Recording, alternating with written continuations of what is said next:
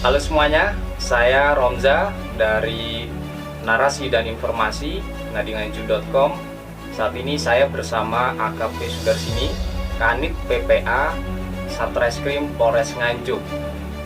Saya membahas sosok beliau yang menurut saya penuh inspirasi selama menjadi Polwan, dan ini adalah edisi khusus untuk HUT Polwan tanggal 1 September. Jadi nanti kita bahas bagaimana kiprahnya Bu Sudarsini selama menjadi polisi, kiprahnya beliau selama menjadi Polwan, dan semoga ini menjadi teladan bagi Polwan yang lain. Dan barangkali Bu Sudarsini juga boleh menyampaikan untuk pesan kepada Polwan di seluruh Indonesia. Pesan saya kepada adik-adikku junior, generasi penerus saya, Polwan adalah perempuan yang akan melahirkan generasi-generasi cerdas Indonesia. Saya hanya bisa menyampaikan, setinggi apapun pangkat dan jabatannya, kita tidak boleh lupa sebagai seorang ibu dan seorang istri dari suami kita, maka kita harus bisa mengatur waktu antara kepentingan dinas dan keluarga. Terima kasih. Stop kekerasan, salam presisi.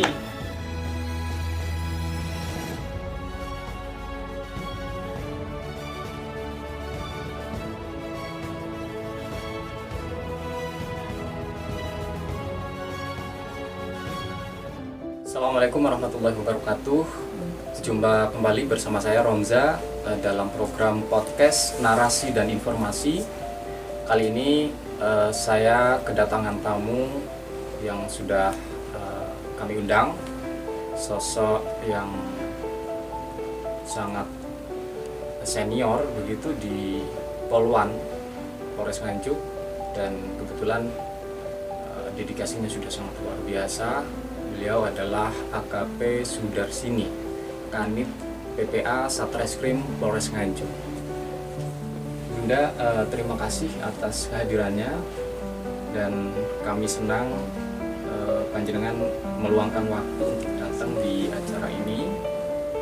Dan ini edisi khusus kita menyambut Polwan begitu, dan ternyata juga spesial untuk Ibu Kanit yang sebentar lagi akan berhenti purna tugas begitu ya.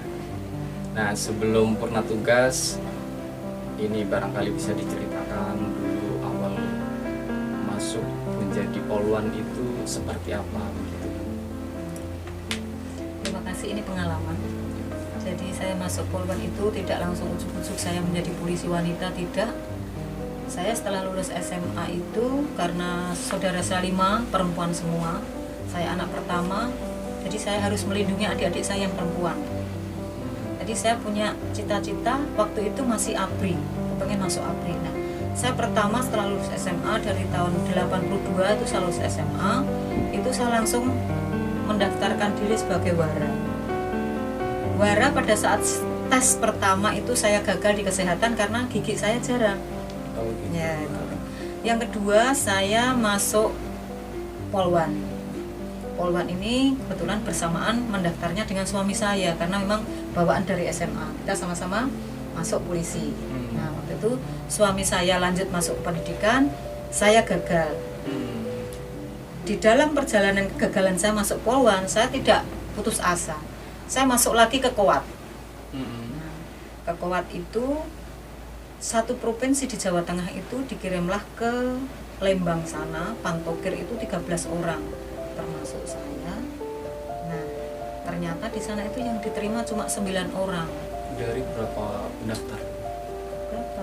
Dulu banyak. Pokoknya yang dikirim ke Lembang itu 13 orang, yang diterima 9, yang kembali 4 itu termasuk saya.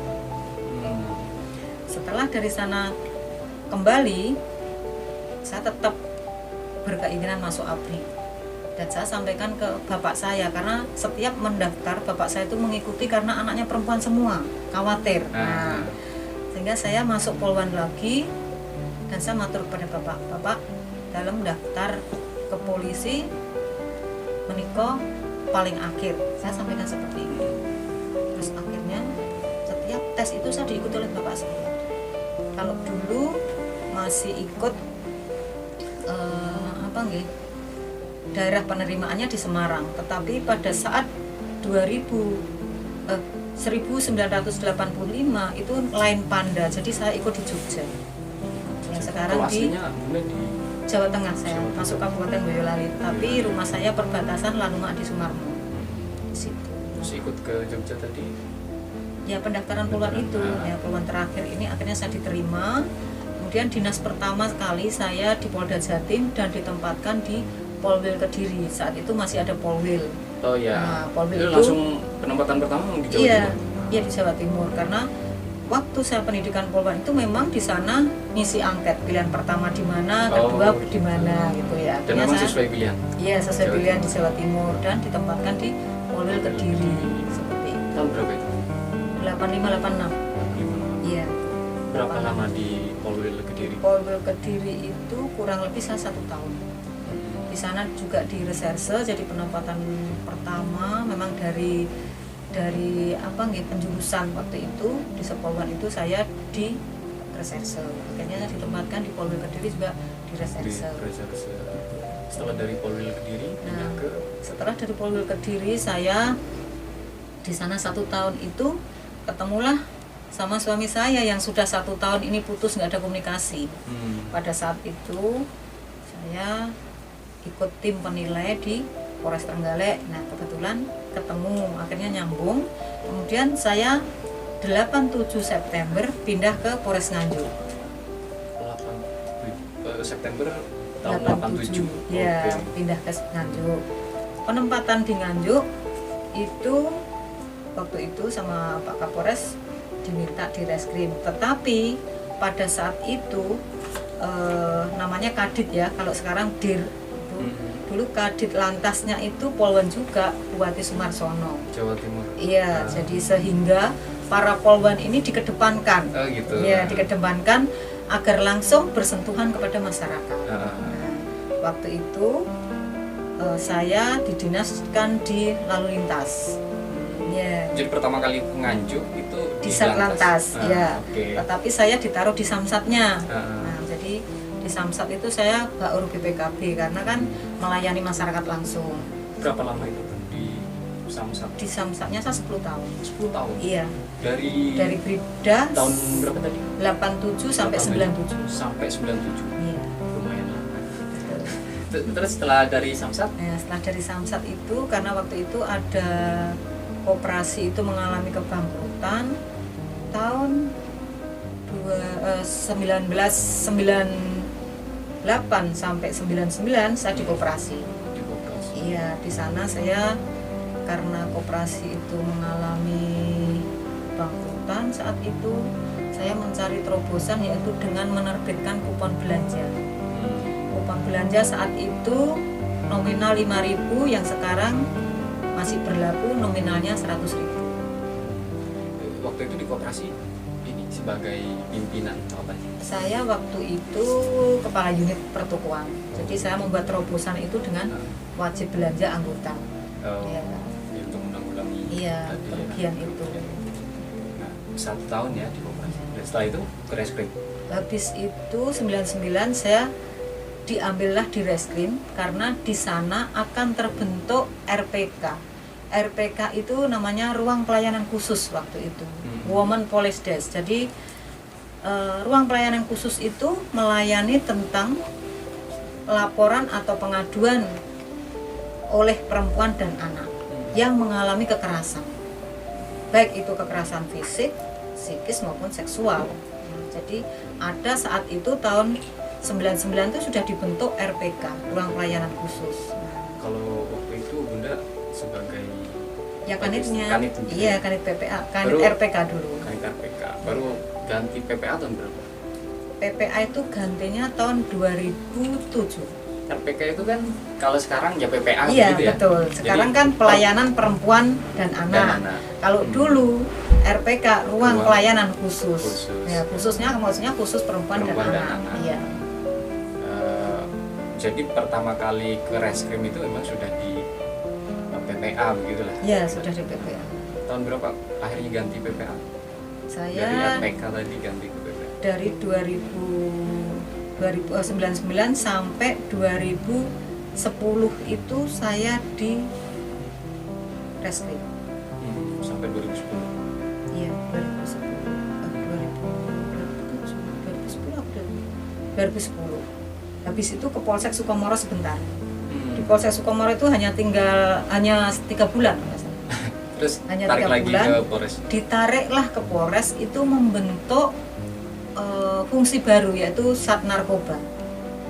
Iya, jadi narkoba itu saya bentukan baru, termasuk pertama kali yang masuk ke narkoba itu saya. Jadi babak alas dulu lah di narkoba itu. Polwan pertama yang masuk ke unit narkoba gitu. Saya. Waktu di Reskrim pun polwan pertama masuk Reskrim saya. Iya, polwan pertama yang masuk Reskrim di Polres Nganjuk itu saya, karena dulu polwan itu hanya 3 orang. Berjalannya waktu sampai saat ini ada 65-66 itu.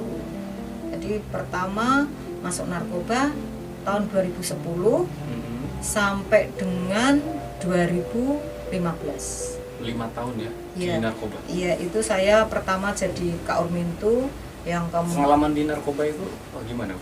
Apalagi yang pertama waktu itu. Kalau di narkoba itu saya tidak begitu seru seperti di PPA. Iya, karena memang saya dari awal memang kepengen jadi reserse gitu loh. Oh gitu. Dari awal itu seperti itu, karena waktu saya di reserse itu sangat menjiwainya apa, beberapa kasus ada, tetapi kalau narkoba kan ya nunggu, cuma obat-obat itu aja seperti sabu, double R, berarti seperti ya, itu. Sudah pernah nangani ya kasus-kasus kayak gitu. Tidak 2015 itu baru ke PPA. Iya, waktu itu 2015 itu saya sudah KPU narkoba, kemudian ada surat perintah dari Bapak Kapolres untuk menjadi Kanit PPA. Kanit PPA. Ya, sampai hari ini. Sampai sekarang. Nah, selama sejak 2015 sampai sekarang itu ada pengalaman yang menarik begitu. Selain jadi polwan dan juga jadi PPA. Jadi kalau polwan ini kan tugasnya ganda ya Mas. Selain kita menjadi abdi negara, kita juga menjadi ibu rumah tangga. Jadi kita harus bisa membagi waktu antara dinas dan keluarga. Harus imbang. Jadi tidak boleh kita polwan itu selalu mengedepankan keluarga tidak boleh. Kita juga tidak boleh dinas terus meninggalkan keluarga, tidak boleh. Jadi kita harus pandai-pandai mengatur waktu karena kita perempuan. Apapun ya, pangkatnya, setinggi apapun jabatannya, kita tidak boleh meninggalkan tugas dan kewajiban sebagai istri dan ibu dari anak. Ya, jadi kita harus pandai-pandai mengatur waktu, ya, sehingga tugas kami yang di kantor itu merasa nyaman, ya, karena tugas polwan di PPA itu juga panggilan jiwa. Jadi karena apa yang kita tangani ini adalah perempuan dan anak. Gitu. Jadi ibaratnya kalau misalnya kita menangani anak pelaku itu ya kita menasihatinya seperti anak saya sendiri, karena memang dia adalah generasi penerus bangsa. Walaupun statusnya sebagai pelaku, karena memang sekarang ada undang-undang perlindungan anak itu, apapun status anak, baik itu anak pelaku, anak korban, anak saksi, itu memang harus dilindungi karena mereka adalah generasi penerus bangsa. Kalau sebagai polwan harus juga bisa membagi waktu dengan keluarga, begitu ya Bunda ya. Nah, saya balik lagi tadi soal pengalaman barangkali saat menangani kasus gitu yang berkesan bagi Bunda, itu kasus yang seperti apa selama di PPA nih, karena yang paling berkesan kayaknya di PPA. Jadi kalau kasus-kasus yang ada di PPA itu kan semuanya itu ya hampir 100% lah itu anak dan perempuan. Tapi yang paling membuat hati saya itu kadang saya sampai sakit ya kalau menangani kasus-kasus yang terasa miris. Itu saya mesti demam. Sehari semalam itu badan saya itu panas. Contohnya seperti ini. Ada majikan yang menyetubuhi anak pembantunya. Nah, anak pembantunya? Iya, anak pembantunya itu disetubuhi karena pembantu itu kakinya cacat. Nah, disetubuhi itu pun dengan cara kelamin korban dimasuki dengan kayu. Astaga. Iya, kayu itu panjangnya 30 cm, diameter 2 cm. Dia baru masuk 3 cm itu saya sudah apa nggih? Badan saya itu rasanya sudah ngeri membayangkan seandainya itu masuk semua. Gitu. Nah, seperti itu. Motifnya apa ya? Motifnya apa ya dulu itu? Apa ada dendam sama Tidak juga, orang tuanya? memang tidak. Enggak. Memang ya apa ya? Pada kelainan jiwa dari pelaku gimana? Tidak juga. Jadi kasus yang pernah ditangani itu yang cukup miris ya? Iya, miris. Terus ada lagi ini pacaran, dia melakukan hubungan persetubuhan sehingga perempuan ini, korban ini masih kelas 2 SMP tidak salah itu sampai pendarahan. Mulai dia selesai melakukan hubungan sampai laporan itu darah keluar terus. Nah, itu saya juga miris. Akhirnya saya ke Bayangkara, dilakukanlah penanganan atau pengobatan itu sampai dijahit 17, bayangkan. Orang melahirkan aja tidak sampai segitu. Itu saya yang seperti itu yang membuat hati saya miris. Makanya kenapa ada undang-undang perlindungan anak seperti itu. Nah, mereka melakukannya kayak di luar batas kemanusiaan. Kita perempuan itu wajib melindungi anak-anak generasi penerus bangsa.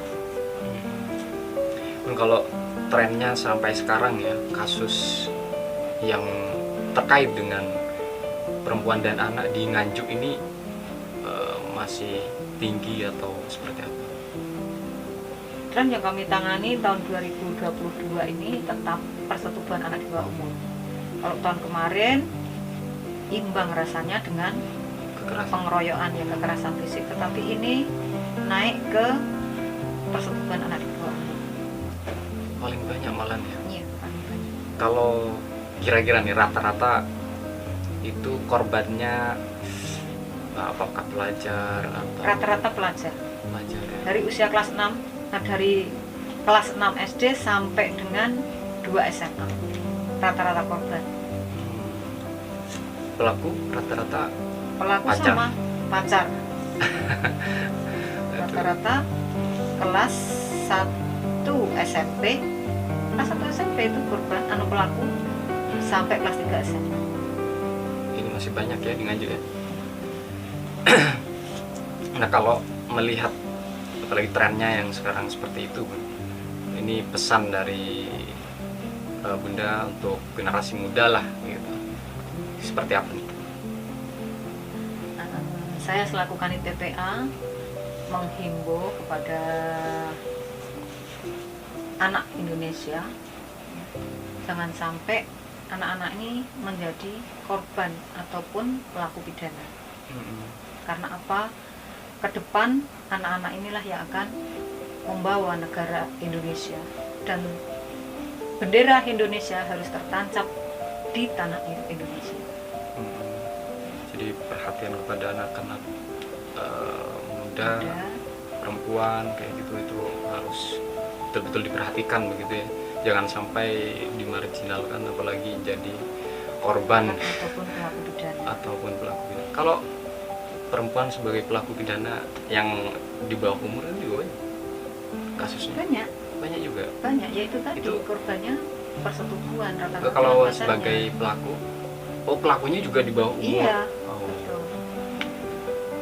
Itu kalau yang perempuan barangkali dia sebagai pelaku pidana gitu, itu banyak nggak perempuan di bawah umur yang sebagai pelaku pidana? Sekitar 1%, 2%, 1-2%. Nggak Itu begitu banyak ya? ada kasusnya itu penipuan. Jadi anak itu sudah melakukan penipuan juga. Korbannya itu siapa? Korbannya laki-laki dewasa. Oh, kok bisa ya? Karena memang laki-laki itu senang sama anak itu, kemudian anak ini dengan modus pinjam sepeda motor untuk mengambil ATM, ternyata dia larikan. Ada juga seperti itu. Motif ekonomi. Iya. Nah, sekarang soal pengalaman Bunda sebagai polwan ini sangat panjang gitu. Ini apa ya? Mungkin pengalaman yang paling berkesan bukan dalam penanganan kasus atau apa begitu. Dalam sebagai polwan ya, mungkin selama bertugas begitu. Kalau saya dalam melaksanakan tugas itu yang sangat berkesan ya pada saat penanganan ekshumasi dan otopsi itu kan jarang terjadi, jadi bongkar makam sekaligus otopsi jenazah di situ.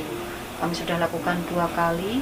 Yang pertama itu pengeroyokan di Loceret pada saat itu tahun 2017, yang mana korban itu pernah dilaporkan kecelakaan tunggal. Nah, setelah petugas dari Laka melakukan olah TKP, ternyata ada kejanggalan. Sehingga melibatkan reskrim melakukan penyelidikan, ternyata diketemukan bahwa itu adalah korban pengeroyokan. Jadi pada saat bongkar makam, ini jenazah usia pemakamannya 2 bulan 8 hari waktu itu. Itu korbannya yang selesai kataman dari Brebek. Jadi pelaku ini salah sasaran. Dia aniaya, boncengan 2 kan korban ini. Yang satu itu bisa lari pulang dengan memegangi kepala. Kemudian yang satu ini tidak sadar masih di TKP.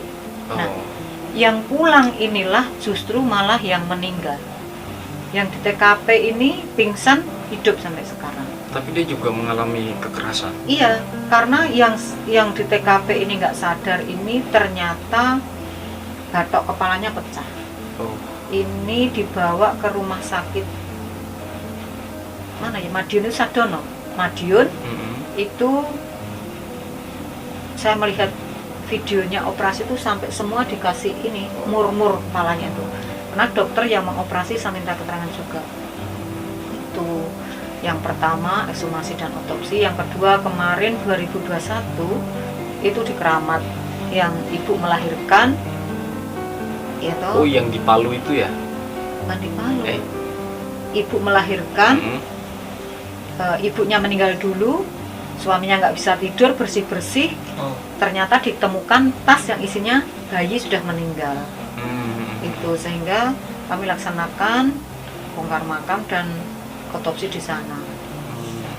Jadi pengalaman-pengalaman ekshumasi kayak gitu bagi Bu Darsini cukup mengerikan atau bagaimana? Terus terang memang juga mengerikan ya, karena apa? Kita bayangkan kalau mayat itu sudah di dalam kubur, minimal sudah bengkak dan membusuk. Nah, tetapi pengalaman saya yang tahun 2017, anak korban pengeroyokan ini, usia pemakaman 2 bulan 8 hari, itu kain kafannya masih putih, tangannya ini masih utuh. Benar ini? 2 bulan lebih ya? 2 bulan lebih 8 hari. Jadi ini masih utuh. Cuma kalau yang di Keramat ini kan kemarin memang habis melahirkan, jadi ya sudah bengkak. Usia berapa ya? 7 hari ya, sudah bengkak. Oh, 7 hari dia ekshumasi. Iya. Jadi kalau bukan seorang polwan yang melakukan itu pasti yang nggak kuat. Jadi itu yang juga melatar belakangi kenapa Bu Darsini bisa kuat menghadapi hal-hal yang gitu ya, ada basic polwannya gitu. Iya, karena memang semua pekerjaan itu walaupun berat kita anggap ringan, karena pekerjaan itu kan tidak kita kerjakan sendiri, kita kerjakan bersama-sama. Jadi kita anggap ringan dan kita tidak terbebani sehingga kita nyaman dalam melaksanakan tugas. Bu, kalau menurut Bu dari sini sejauh ini peran Polwan di Indonesia itu bagaimana? Sudah bisa dikatakan maksimal atau seperti apa kayak gitu? Kalau peran Polwan di Indonesia ini sudah maksimal ya, karena apa? Kita diberi kesempatan oleh pimpinan bahwa jabatan itu sekarang boleh dijabat oleh Polwan. Jabatan Contohnya, apapun mungkin? Iya, jabatan apapun. Sekarang juga sudah ada ya, Wakapoldanya perempuan. Ya. Kemudian presiden juga sudah ada perempuan, kan kesetaraan gender. Nah, seperti itu. Jadi jabatan itu tidak bisa sekarang dimonopoli oleh polisi laki-laki. Karena pimpinan sendiri memberi kebebasan kepada para polwan ini untuk berprestasi, sehingga dia akan mendapatkan tempat dan jabatan yang strategis untuk polwan itu sendiri. Kalau menurut Bu Darsini, ke depan yang perlu mendapat perhatian untuk polwan itu dari sisi apanya? Ya, kalau polwan ke depan,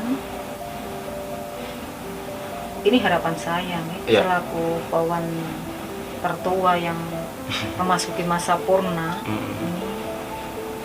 tugas polwan ke depan itu semakin berat. Namun, saya tadi sudah sampaikan, setinggi apapun pangkat dan jabatannya, ya, kita tidak boleh lupa meninggalkan tugas-tugas sebagai seorang ibu dan seorang istri. Ya. Karena apa? Para perempuan ini yang akan melahirkan anak-anak cerdas ke depan. Jadi kita tidak boleh hanya fokus kepada dinas, terus juga tidak boleh mengutamakan keluarga di dalam dinas. Dengan catatan apa? Oh, saya ngurusi anak dulu, tugasnya ditinggal. Tidak bisa. Kita harus bisa mengatur waktu. Bagaimana untuk keluarga, untuk anak suami, bagaimana kita mengatur waktu untuk pelaksanaan tugas dinas. Karena apapun kita, ya, perempuan ini tadi sudah saya sampaikan, tugasnya ganda kalau wanita karet, terutama polwan. Jadi kita harus bisa mengatur waktu secara baik untuk keluarga maupun dinas. Okay.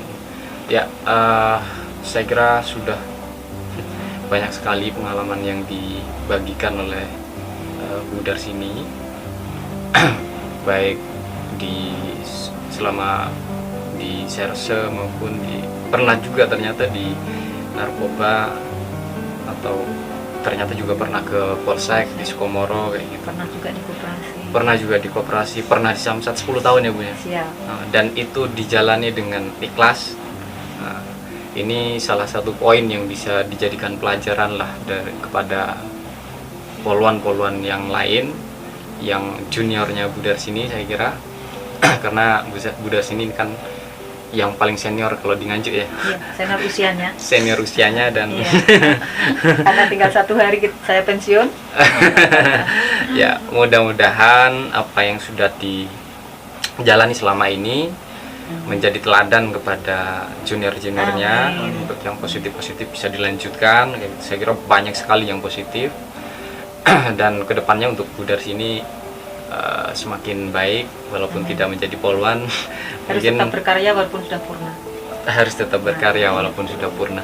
Nah, ini salah satu quote yang penting untuk ya tidak hanya polwan saya kira. Walaupun sudah purna, baik yang laki-laki, polisi laki-laki kan juga harus berkarya begitu. Terakhir saya terima kasih atas kehadirannya kembali Bu. Saya ucapkan kembali ini. Dan saya mohon maaf kalau ada kesalahan. Dan saya akhiri, terima kasih kepada semua yang sudah menonton. Dan tujuan kami adalah untuk memberikan informasi-informasi yang positif untuk menjadi teladan bagi kita semua, siapapun yang menonton konten ini. Saya akhiri, wassalamualaikum warahmatullahi wabarakatuh. Waalaikumsalam.